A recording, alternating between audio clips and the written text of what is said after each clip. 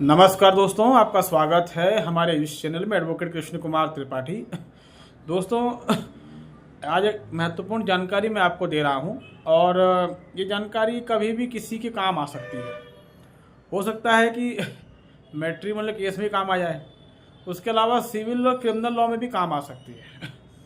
जानकारी ये है कि क्या कभी जो नोटरी मतलब जो वकील नोटरी करता है, जिसको पब्लिक नोटरी कहते हैं, तो क्या पब्लिक नोटरी के रजिस्टर की कॉपी हम सूचना के अधिकार के तहत प्राप्त कर सकते हैं? क्या ऐसा पॉसिबल है? जो कोर्ट में जो वकील होते हैं दोस्तों, उन्हीं वकीलों में से कुछ वकील ऐसे होते हैं जिनके पास नोटरी का लाइसेंस रहता है।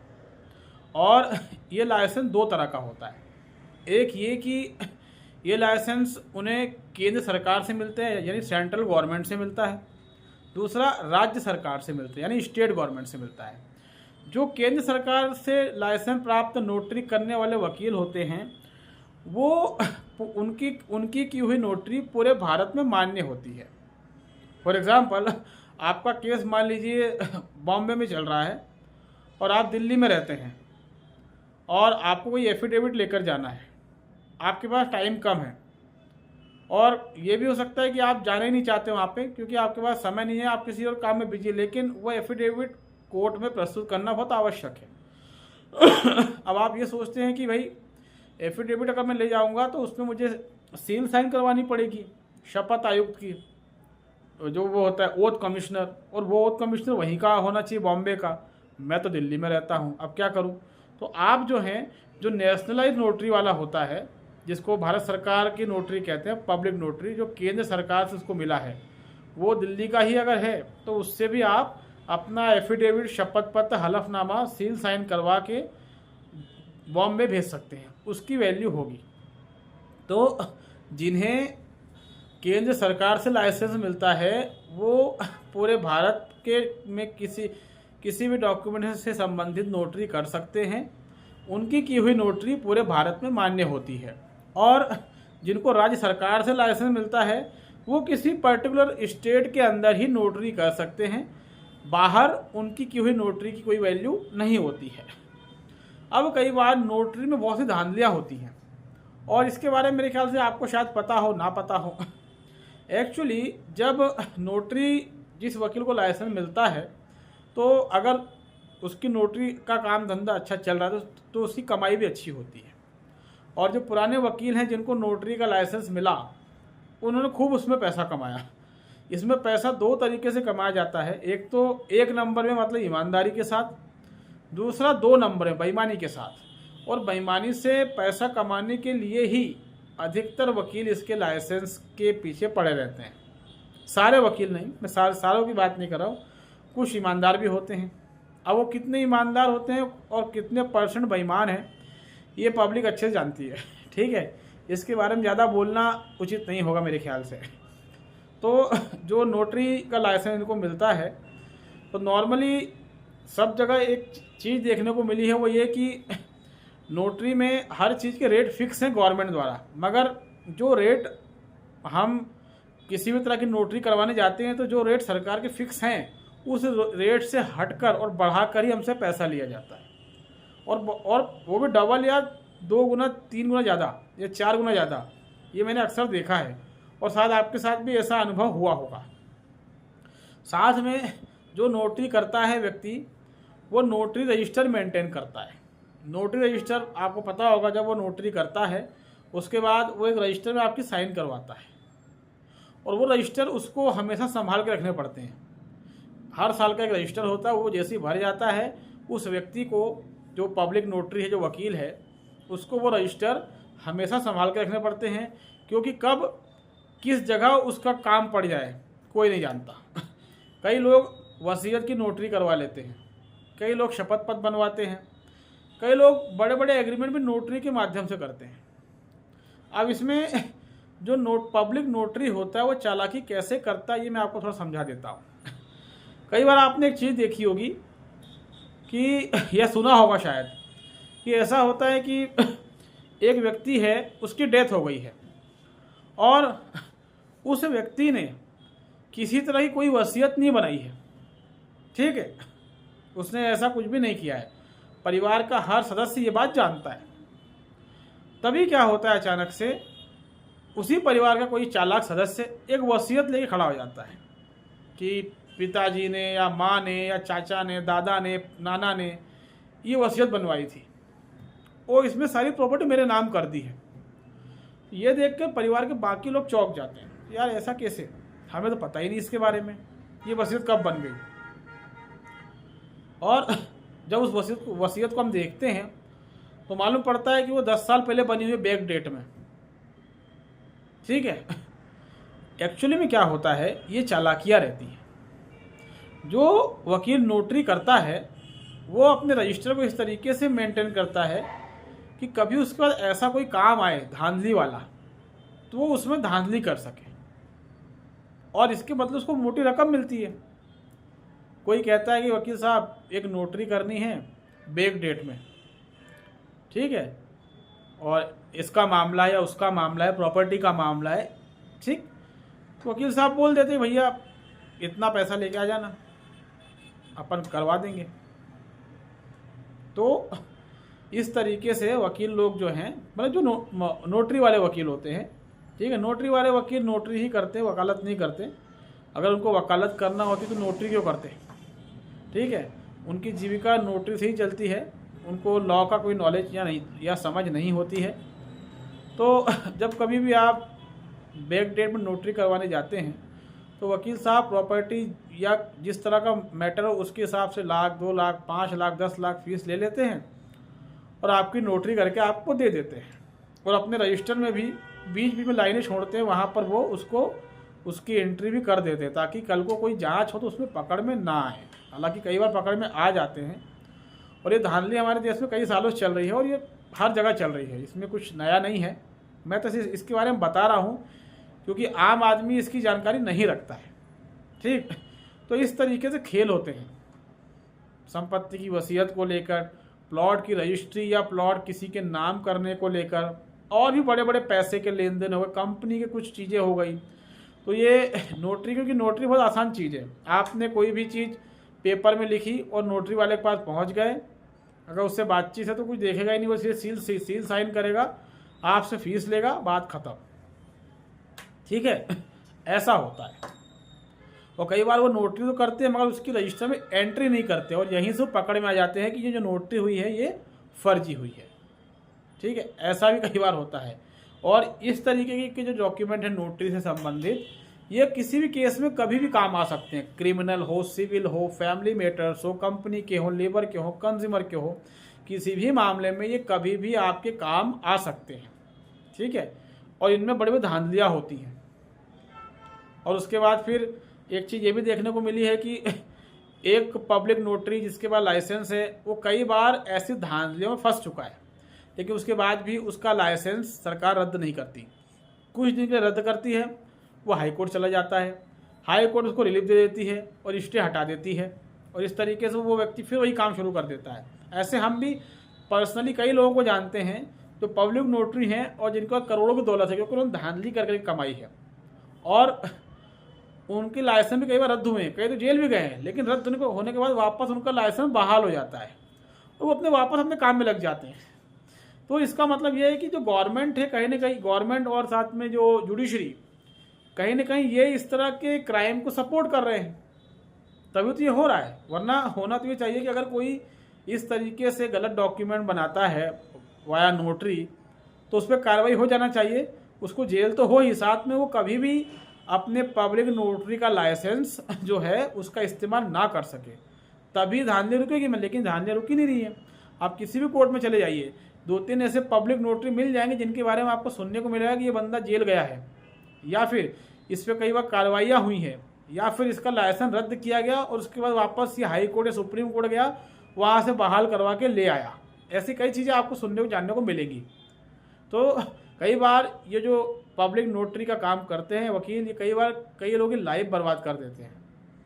मतलब आप उनके पास जाएं और किसी भी तरह का बैक डेट में कोई डॉक्यूमेंट बनवा के उसका किसी भी केस में कभी भी कैसे भी इस्तेमाल कर लें।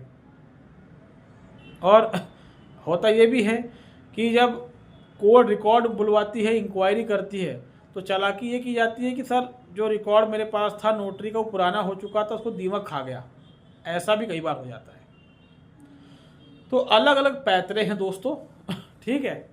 और अगर आपके साथ ऐसा कुछ होता है तो उसी के बारे में उसका क्या सॉल्यूशन है उसी की चर्चा मैं करने जा रहा हूँ। देखिए, जो पब्लिक नोटरी होता है वो एक प्राइवेट व्यक्ति होता है, एक वकील होता है जिसको लाइसेंस मिलता है नोटरी का, ठीक है। और उसके बारे में मैंने बता भी दिया कि 2 तरह के लाइसेंस रहते हैं, राज्य सरकार के और केंद्र सरकार के। अब इसमें ये होता है कि अगर कोई धांधली आपके साथ हुई है या कुछ भी जानकारी आपको मालूम पड़ी कि ऐसी धांधली हुई है और ऐसा कोई डॉक्यूमेंट है उसके पास या उसकी कोई कॉपी आपके पास आती है ऐसे डॉक्यूमेंट की जिस पर नोटरी किया हुआ है, तो आप क्या कर सकते हैं कि जो पब्लिक नोटरी है उसके उस तारीख के रजिस्टर की कॉपी मांग सकते हैं। और कॉपी कैसे मांग सकते हैं? कॉपी RTI के तहत मांग सकते हैं, ठीक है। ऐसा कई लोगों की धारणा है कि जो पब्लिक नोटरी है वो तो एक प्राइवेट व्यक्ति है, बिल्कुल सही बात है, तो उससे RTI के तहत जानकारी कैसे मांगेंगे, उसके रजिस्टर की कॉपी कैसे मांगेंगे, ठीक है। रजिस्टर की कॉपी मांगने से पहली बात तो फ़ायदा क्या होता है, उससे फ़ायदा ये होता है कि उससे ये अगर उसने सच में नोटरी करी होगी तो रिकॉर्ड उसमें आ जाएगा, उसमें मालूम पड़ जाएगा कि इसने नोटरी किसको करी है और उसमें गवाह कौन कौन थे, उनके साइन उसमें होंगे। और अगर मालूम पड़ता है कि नोटरी में जो एग्रीमेंट है या जो भी कागज़ नोटरी किया हुआ उसमें साइन किसी और के हैं और रजिस्टर में साइन किसी और के हैं, तो मतलब साफ है कि फर्जी वाला हुआ है। किसी भी चीज़ को लेके प्रॉपर्टी वगैरह हो गई, आपकी कार वगैरह की डीलिंग हो गई, कोई पैसे का लेन देन हो गया, कोई कंपनी के दस्तावेज हो गए, किसी भी तरह की चीज़ें, तो मतलब साफ है कि वो रजिस्टर देखने से या उसकी उस तारीख की कॉपी निकलवाने से हमें मालूम पड़ जाएगा कि इसमें कहाँ क्या धांधली की गई है। नोटरी रजिस्टर की कॉपी जो है हम RTI से मांग सकते हैं, ठीक है। सवाल है कि RTI कहाँ लगानी पड़ेगी, क्या उसी वकील के पास लगानी पड़ेगी? नहीं, आपको RTI लगाना है, पहले ये पता कर लेना कि वो वकील जो है वो पब्लिक नोटरी सेंट्रल गवर्नमेंट से है या फिर स्टेट गवर्नमेंट से। अगर वो स्टेट गवर्नमेंट से है तो कानून मंत्रालय राज्य सरकार का जो रहता है वहाँ पे लगेगा, और अगर वो सेंट्रल गवर्नमेंट से है तो कानून विधि मंत्रालय जो दिल्ली में है वहाँ पर RTI लगेगी, ठीक है। और वहीं पर आपको उस पब्लिक नोटरी का नाम बताना है, मतलब उस एप्लीकेशन में RTI की उसका नाम बताएंगे आप, उसके अलावा उसका जो लाइसेंस नंबर है वो बताएंगे आप, ठीक है। और वो किस कोड में प्रैक्टिस करता है ये बताएंगे आप, बस। और उसके बाद जिस भी तारीख का आपको उसके रजिस्टर का रिकॉर्ड चाहिए उस तारीख के रजिस्टर का रिकॉर्ड आप मांग सकते हैं, ठीक है, और उसको देना पड़ेगा। जनरली वो एक प्राइवेट अथॉरिटी है तो ये भी हो सकता है कि रिकॉर्ड देने से मना किया जाए, लेकिन अगर आप ऊपर तक जाते हैं तो आपको जानकारी मिलेगी ही मिलेगी। इसमें कई जजमेंट केंद्रीय सूचना आयोग ने दिए हैं जिसमें कि पब्लिक नोटरी को ये दिशा निर्देश दिए गए कि भैया तुम जो है तुमसे जो जानकारी मांगी गई है वो जानकारी जो है तुम सामने वाले को उपलब्ध कराओ। जब कभी भी आपको RTI लगानी पड़ेगी तो आपको RTI विधि मंत्रालय यानी कानून मंत्रालय में ही लगानी पड़ेगी, राज्य का हो या केंद्र का हो, और वहीं से आपको जानकारी मिलेगी। वो लोग उस RTI को इस व्यक्ति को फॉरवर्ड करेंगे और फिर ये व्यक्ति जो है जानकारी देगा। हालांकि देना नाटक बहुत करेंगे। कानून मंत्रालय ने जो मतलब जजमेंट दिए हैं, केंद्रीय सूचना आयोग ने जो जजमेंट दिए हैं जिसके तहत जो पब्लिक नोटरी है उसको अपने रजिस्टरी कॉपी सामने वाले को उपलब्ध कराना अनिवार्य है सूचना के अधिकार के तहत, वो जजमेंट में बता देता हूँ आपको, आप लोग नोट डाउन कर लीजिएगा। पहला है ललित कुमार बनाम कानून मंत्रालय, ठीक है, इसका CIC/SA/A 2016/1004, अगर आप ये सर्च करेंगे आपको मिल जाएगा गूगल पर, या फिर केंद्रीय सूचना आयोग यानी सेंट्रल इंफॉर्मेशन कमीशन, इसकी वेबसाइट पर भी इससे संबंधित जजमेंट मिल जाएगा। इस जजमेंट में यही कहा गया था कि अगर पब्लिक नोटरी के संबंध में RTI लगाई गई है तो जो भी RTI की समय सीमा है उतने दिन में जो कॉपी उसने मांगी है जिस रजिस्टर की जिस रिकॉर्ड की वो उसको उपलब्ध कराई जाए। सेकंड है प्रेम देवी बनाम विधि विभाग, इसका केस नंबर है CIC/SA/2014/890। इसके बाद है श्री नितिन गोयल बनाम विधि विभाग नई दिल्ली। इसमें भी केंद्रीय सूचना आयोग ने जजमेंट दिया कि आपको जो है सूचना के अधिकार के तहत पब्लिक नोटरी के जिस भी रजिस्टरी कॉपी मांगी गई है वो आपको देना है। इसका जजमेंट है CIC/SA/2014/1773। अगला है नंदलाल बनाम लोक सूचना अधिकारी विधि विभाग। इसका केस नंबर CIC/SA/A/2015/1769। फिर है देवराज बनाम विधि विभाग नई दिल्ली। इसका केस नंबर है CIC/SA/A/2015/131, 132, 133। फिर अगला है हरीश राजू बनाम विधि विभाग, मतलब legal affair, department of legal affair, उसको विधि विभाग कहते हैं। तो हरीश बाबू बनाम विधि विभाग नई दिल्ली। इसका केस नंबर है CIC/SA/A/2013/1032।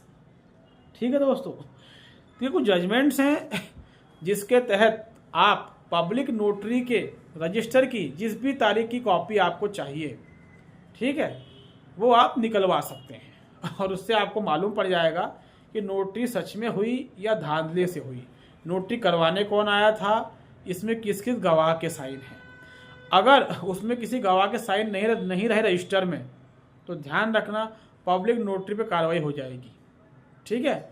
या फिर गलत तरीके से नोटरी हुई है, धांधली करके हुई है, जो कुछ भी है, पब्लिक नोटरी फंसेगा।